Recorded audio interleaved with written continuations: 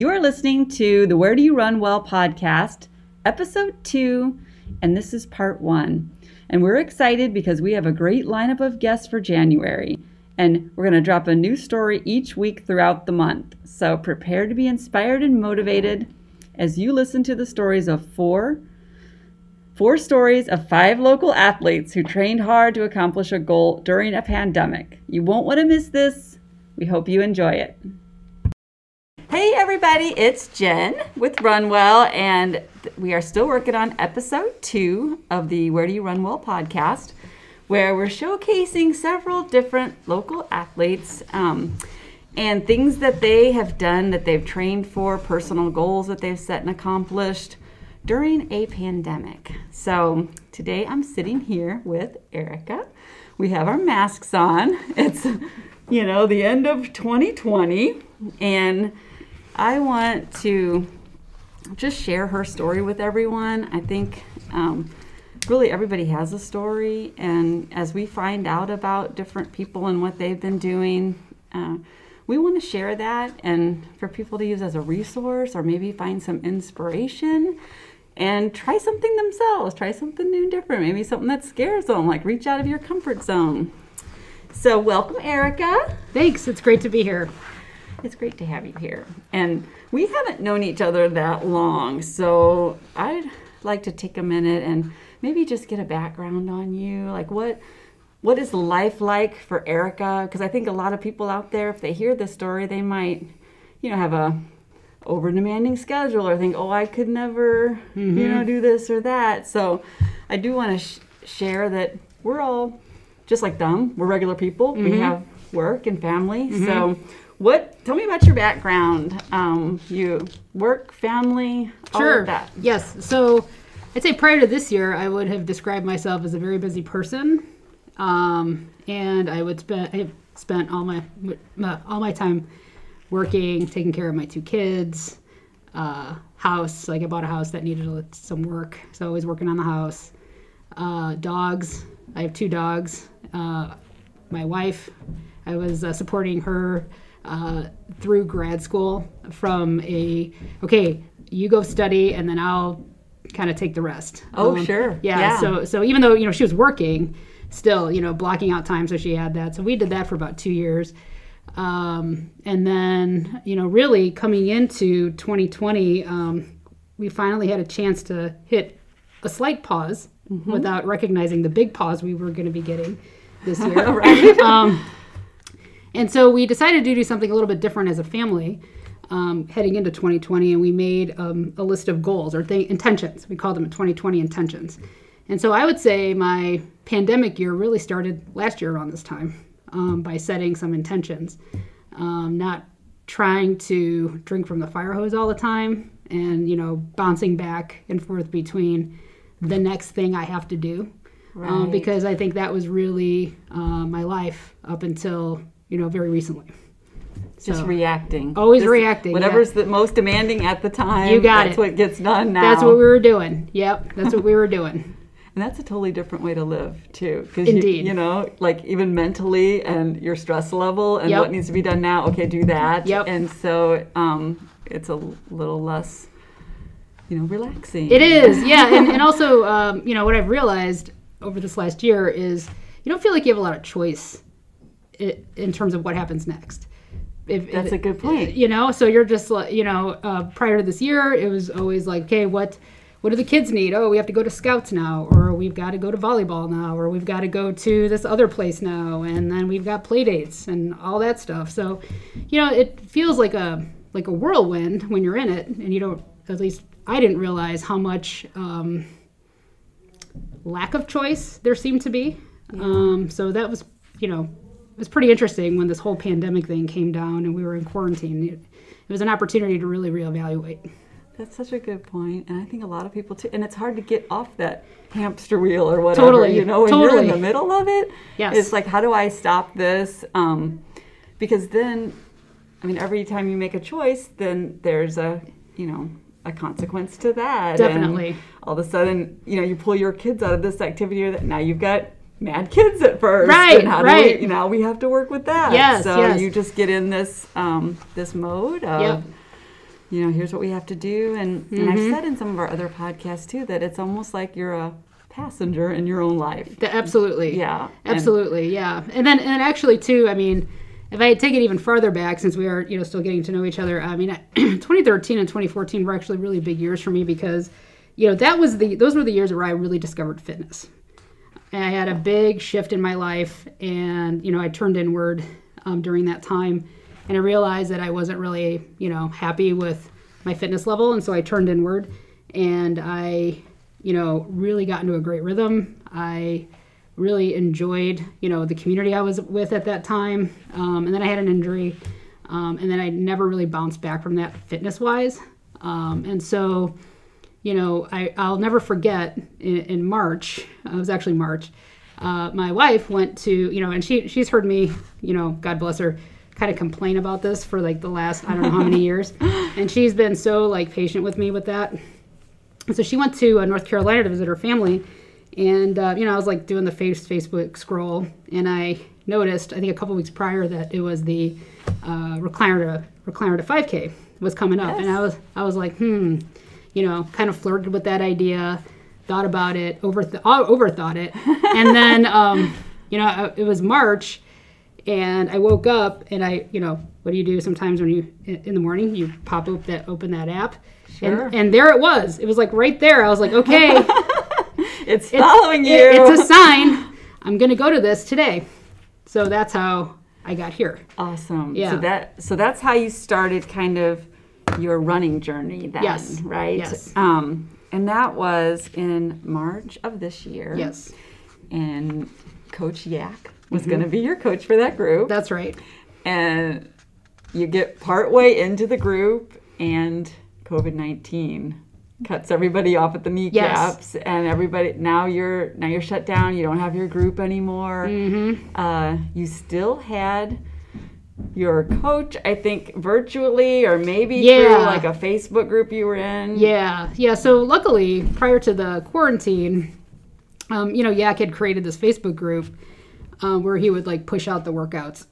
And once I got here, with the other people that I'd never met before. And that was a pretty good sized group, if I remember right. There's probably 14 of you, maybe? Yeah, so? I think so. I can't quite remember. Yeah, I just remember it being a pretty substantial group. Yeah, it was pretty good. And I remember, Yak's story about how, the hardest part for him was taking that first, like, step. And I that really resonated with me because I was like, okay, yeah, that's absolutely right. Taking that first step, showing up. Right. Is like 80% of it. You just showing up as 80%, and then the rest kind of flows from there. Well, that's so important, and I want to stay right there for a second. Sure. Because people, and this has happened so many times. So I'm also a coach with RunWell Coaching, and I created the Recliner to Runner program back in 2004, and just hundreds of athletes have gone through the program and gone on to, run 10Ks, half marathons, full marathons. I have one of my runners, Nicolette, she's done 100 miles. Wow. And she started in the Recliner to Runner program. What an inspiration. That's awesome. But you have to show up on day one. And there's so many people that will register or that reach out, they intend to come, and they talk themselves out of it. Yep. For whatever reason, they probably think, oh, I'm going to be in the back, or everyone's going to run off and leave me.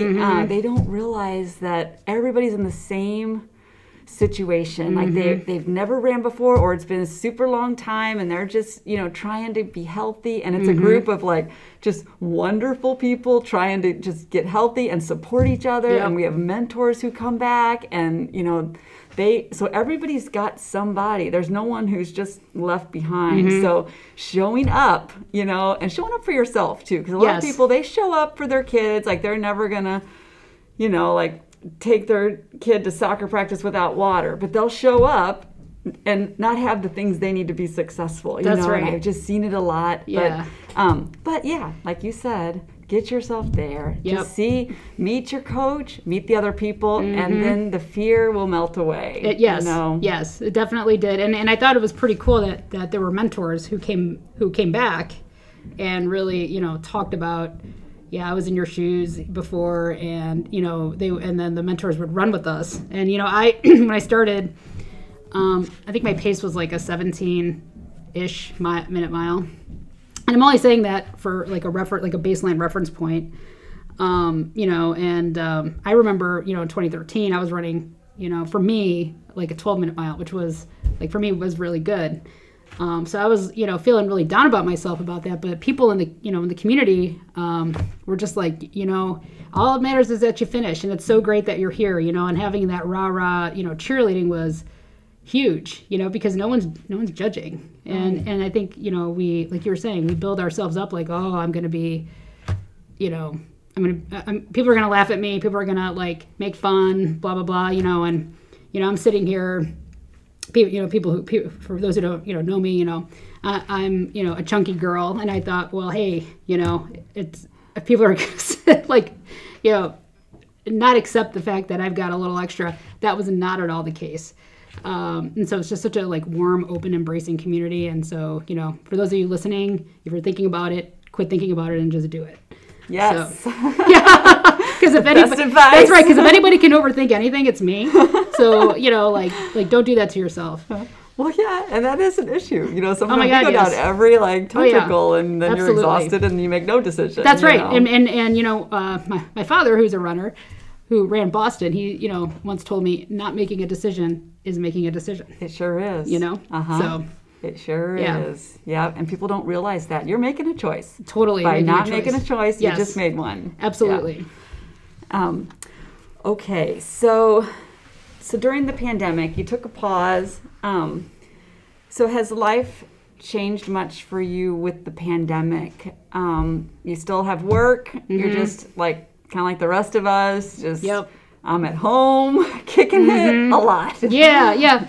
But running really gave me an outlet for that. And I could not have gone this far with such a good attitude about quarantine and pandemic if I did not have this outlet. So that's been huge for me. And so, we started the Recliner 5K, and then I think it was like 4 weeks in, quarantine hit. Mm-hmm. And then we were like, as a group, we're like, okay, now what? And so then there were a few of us on the Facebook group. We were all just trying to figure it out. And so Yak ended up sending out the workouts, and we all ended up doing it virtually. And then, eventually I hit my goal, which was running a 5K continuously. So that was my goal. Which is pretty exciting because, so here's a pandemic, and like everybody's confused. We're afraid. We're cleaning stuff. We're buying toilet paper. We don't know what we're supposed to be doing. No idea. And here's Erika. And you're moving forward through the fear. Yes. Like you're taking a step, because we were all afraid. We were all like... You would not believe the crazy stuff I ordered on Amazon because of that. Like I channeled my anxiety and fear to that. And I, like the one thing how much toilet paper do you really have? We have... I don't want to tell people where I live in case, in case we do have a shortage. But... the running and having the schedule was the one constant that I knew that I can count on during that time, because things were changing so fast, wiping down groceries, not wiping them down, Right. How long does it last on the groceries, or do we need to wipe them down? Is my mail lethal? Right. If I go out and I get it, is it going to kill me? Like that sort of thing. It sounds ridiculous now, but at the time we didn't know. Yeah. And so... I'm sorry, your question was how has... Well, just like life through the pandemic. And then I did want to, kind of get to the fact that you did move through your fear. I did. And you accomplished your goal of running your 5K. Yep. Kind of virtually. You had no real race to do it. Yep. And so that was, this goal that you achieved, and so you feel really proud of yourself. I did. I felt really proud of myself, and I was like, okay, now what's next? And so it was very interesting because on my, at the very beginning of the year, my wife and kids dubbed it the year of open. Like, we're just going to be open to whatever happens. Well, here's what's going to happen. That's right. Here's what's going to happen, and because like before, at least me, if someone would ask me to do something, I would come up with like 100,000 reasons why I couldn't do it. All right. So I wanted to really stop that mental block that I was having. So for me, I dubbed it the Year of Open, and I had on there, run a 10K, because 10K is, for me, has always been like a psychological barrier. In 2013, I set a goal for myself. It was 2014, 5K a month. So I was able to do that, but I was never able to break that barrier for some reason, because I talked myself out of it or whatever. So I finished this 5K. I'm like, okay, now what? I want to keep going. I want to keep going. So I didn't really know what that looked like.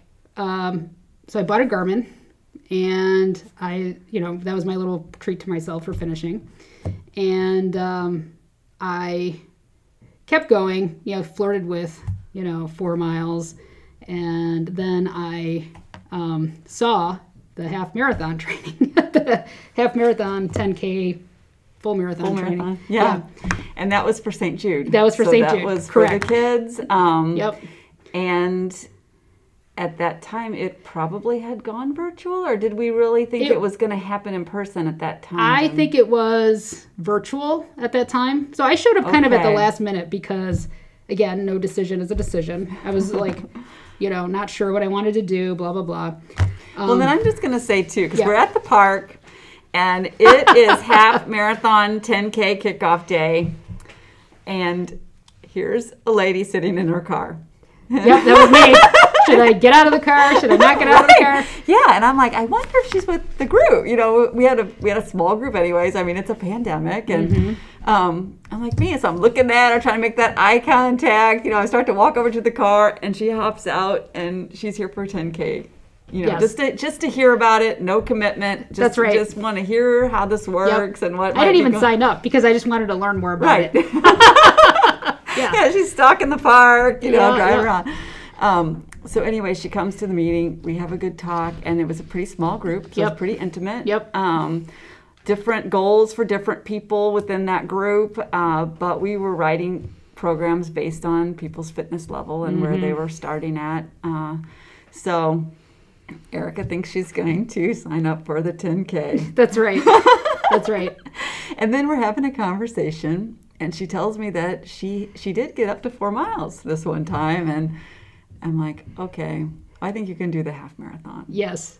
And then what was your thought process when I said that to you? When you said that, I said, oh shit. That was the first thing that came to my mind was, oh shit. And then I thought, you know what? I'm going to do this. I'm just going to do it. I'm not going to think about it. I'm not going to go home, think about it, talk to my wife about it. I'm just going to do it. Yeah. So it was really that moment where, you helped me, pull it out of me and just really own it. A stretch goal. Huge. And it was the power of suggestion. Yes. Because I saw it in you, Yeah. And then you just, were kind of like, okay. Yeah. Okay, we're doing this. Yeah. And then you had a little bit of that wild eye deer in the headlights. I may still have it, actually. But I'll be damned if we didn't get to work on it. Yep, we did. And, and so thank you for giving me that little push. It's been a gift. So then by that point though, especially for those new folks, and I'm still like a newbie for all of this, but by that point I was running 15-minute mile or 16-minute mile. So I've, worked, my pace is just getting better, for me. And, then Jen says, okay, we're going to go on a run now. And I'm like, right now? She's like, yeah, right now we're going to go. And I think we did 3 or 4 that day. Yeah. And so then I went home and I said, to my wife, Katie, I'm like, well, she said, how'd it go? What do you think? You do the 10K? I'm like, well, I signed up for the half. So that's how it went. Yeah. And though with that group, I even think we might have had someone who was doing a run walk that day, so everybody, I wanted them to go a certain distance for them, but they didn't even have to run at all. You could have done a run walk. I think we had at least one person who was doing a run walk, because everybody's, you start where you're at, so, but yeah. So then she comes back, 3 miles under her belt, and we got to work on a plan, and it all started to come together week after week. Week after week.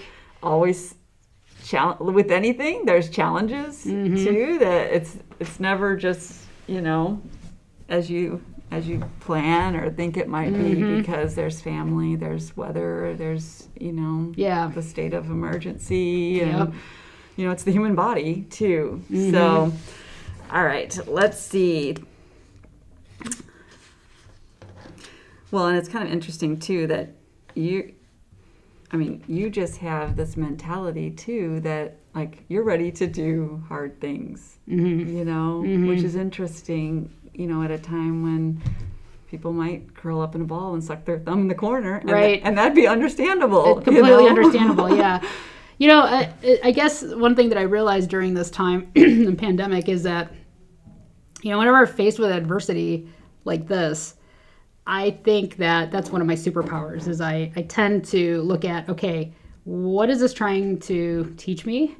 What is the message that I need to hear in this? And, the running was that was one avenue that gave me consistency. And, I also realized that I like the person I am when I'm running. Community is awesome. And, that's one thing that I really, really missed about exercise, is having a community. And then also the pandemic, I've been fortunate enough to be able to work from home. I know not everybody has that luxury, so I know I'm really privileged in that way, but I was able to fit my running around when I had breaks in my schedule a little bit. It was more flexible for me, so that was really amazing, because it would have been a little more challenging if I had to actually go into an office, because my office is at home. So that was really awesome. So I looked for the bright spots where I can in situations like this. Well, and too, when you make something a priority, like your health, whatever, you find time for things that are a priority to Definitely. you, And, Absolutely. and it has to be the right timing, because not everybody can make their health a priority, or they think they can't, right. But right. it should be. It should be everyone's, because if your health ripples out to others, and sometimes you don't even see the benefits, but like your kids. Hey, mom might have more energy at the end of the day than she used to, or mom's really engaged when we're playing this game or whatever. Yep. And so it's these little intangibles that you don't realize that your family is benefiting from, maybe your work is benefiting from, because now you're sleeping better, your digestion's better, and so it's this ripple effect that sometimes you see it, sometimes you don't, but it's there. Definitely. And it's all by just making your health that priority, because that's the best gift really that you can give your family. Absolutely. Is your health. So through the training, yes.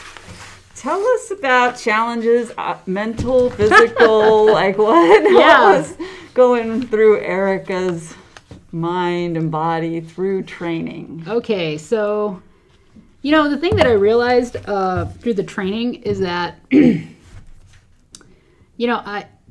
didn't realize how okay it is to have a bad day. Does that make sense? Like a bad run, that's totally okay. And I thought, the first bad run I had, it was shocking to me that could even happen. And then I thought, because I'd had such consistency of good runs, and then I hit mile 9, and I was just kind of beside myself. But I realized that that's going to happen. And was that a mental break, or was that something physically? You were tired? It was fatigued? both. It was both, yeah. But, I don't want to scare people. But it was one of those things where I hadn't had that happen to me before. And looking back, it was a huge gift to have that happen, because then now I know what to do. Yeah. And I know how not to have it happen again. And if it does happen, I know I'm going to get through it. Yeah, it's not the end of the world. No, not the end of the world. The next one will be better. Yes, and the next one, human body, or the weather. And that's right. And I had never gone that far before, so there was that. And I thought, okay, I need to, just as we were talking about during the training, some days are going to work well, some days are going to work just okay, and some days aren't going to work. But what do you take away from it? Right. So I, took away that I needed to have maybe a little bit of a better breakfast before I go out. I needed to stack a few more gels with me and maybe have a little bit more hydration because, as we learned through the training, if you sweat a lot, which I do, you need to replenish. And I did not have enough that day. And it got hot. It got hot like in the part where it's, and I was not prepared. It got hot at the part where you're tired. That's right. At the end. That's right. Yes. So, so what I learned through the training was just how to bounce back, from really, really relish the ones that go swimmingly well. And, and I love the fact that I, was out there busting my butt. And it's not even 9 o'clock yet. Like, how amazing is that? Right. Yeah, my steps in. Yeah. I got all in. Right. And then, just and toward the middle and end, I would come home and I would have like boundless energy. And my wife's like, "Didn't you just run like 7 miles, or didn't you just run 8 miles?" Yes, I did. Yeah. And I'm like cleaning the house. And, Right. That's what a lot of people don't understand. Because, I can remember I was a single mom. I worked a very stressful, taxing job, and I was a marathon runner. And they're like, how do you have time to do all of that? Right. And it's the running gave me the energy then to, take care of everything around the house that needed to be done and, get your work done and everything. Yep. So, the body needs it. The body wants it. It's made for movement, but then there's this adaptation that happens that's very uncomfortable. You're taking your body from like not doing much through these adaptations. Yes. So that's when a lot of people feel like, oh, I just can't run, or I shouldn't do this. Right. But your body hasn't made the adaptations yet. Then it becomes much easier. Your body wants it, Right. And right. the more you give it, the more it likes it. Yep. So. And I slept really well. Like, that was the other thing too, that, sleep has evaded me over the last couple of years. So this year, I know this is like completely crazy, but I gave up caffeine and I started running. And now I'm sleeping like a baby 8-9 hours. Oh my gosh. Amazing. Yeah, and that's so important. Oh, yeah. There's a lot of people out there that, well, I think Americans in general, they brag about how little sleep they get, or, right. And it's important to get your sleep. I'm all about the sleep. That's how your body actually repairs itself. So it's just crucial for you to be able to fire on all cylinders, in life. You've got to get that sleep, and some people might even need to have a sleep study done if they don't even know they're not sleeping. They're just always lower energy, and, it could be so much better. All right, we'd like to hear about race day, half marathon day. Yeah. So the time has come. It is St. Jude, who's gone virtual. And so RunWell Coaching is a separate entity, and we partner with St. Jude. So we coach their athletes if they're training at the hero level and fundraising at the hero level. But really, we train anybody for fall and winter marathons, half marathons, 10Ks. But this particular group was working toward St. Jude because, what better cause than, to help the kids. And, they still need money in this pandemic when everybody's just kind of freaking out. There's like a lot less donations. So what we did, we set up kind of a fake race, non-event kind of thing, where we just put a start line of chalk on the MCT trails. And I'm sure it washed off. So there's nothing on the trails. It still remains. And then we had a route where our group would know which way to go. And it's pretty flat. We started at Drost Park. And tell me about your starting. So who did you have to support you at the start line? Yeah, so I got to give a shout out to my wife, Katie, who the night before race said, I think I'm going to rollerblade with you and just be your personal, is that sag wagon? Yeah. Sag wagon cheerleader. You got it. And I'm like, for real? She's like, yeah, I think that'd be a lot of fun, keep you company. I said, okay, that's amazing. So she was she's been my biggest fan throughout all this. And so she, I had all my stuff on me, but she also carried extra. And so we show up. I think I got there at 7, and Coach Erika was there, and others were there, and we lined up, and the marathoners went first, and I thought the course was really great the way it was broken up into those 3 mile out and backs, because that psychologically for me that was awesome because went out, came back, went out, came back, went out, came back. I can do this. Yeah, I can do this,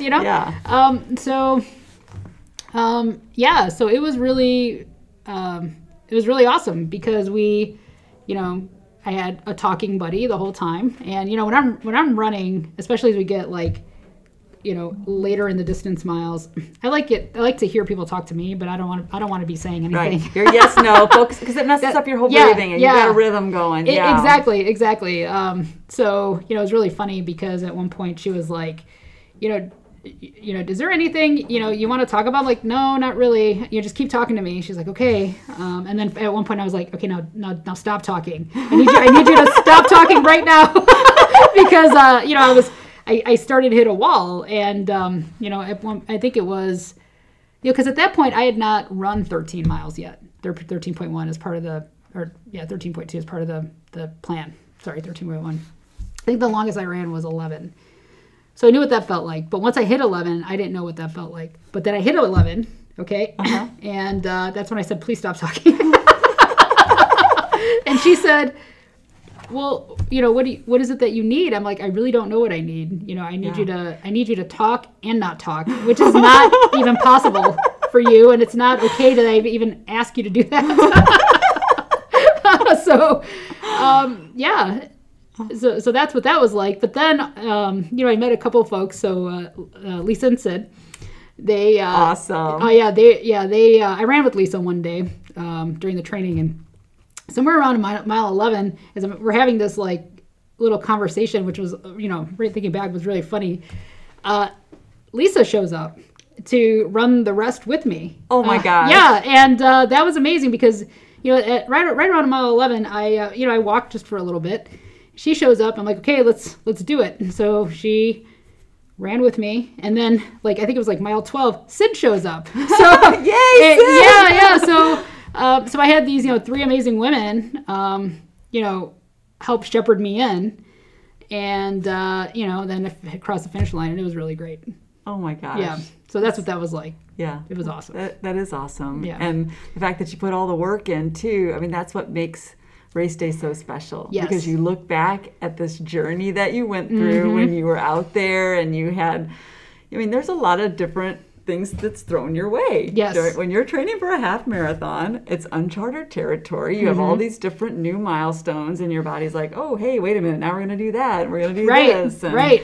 And you have to figure stuff out and troubleshoot, and then here comes race day, and, it's just like your party, your celebration. Yes. And you were there with your wife. Yes. And your new friends. So, Yep. It was awesome. Wonderful. Yeah. And even though there wasn't, like an official finish line party and that, you guys made it really special. Yeah, it was great. And for me, I think it was perfect, actually. Because it gave me an opportunity to do it, to dip my feet in about what, it might be like in a bigger place. But, the fact that it was, pretty chill was perfect for me. Wonderful. So, yeah. And so congratulations. Well, thank you. First half marathon during a pandemic. Yep. So just to wrap this up too, you and I were talking a little bit just about the ripple effect. And so tell me about some of the ripples now that because you're training and people who witnessed you taking this, by the horns and getting out there. How has this affected other people in your circle? Okay, so great question. Thank you.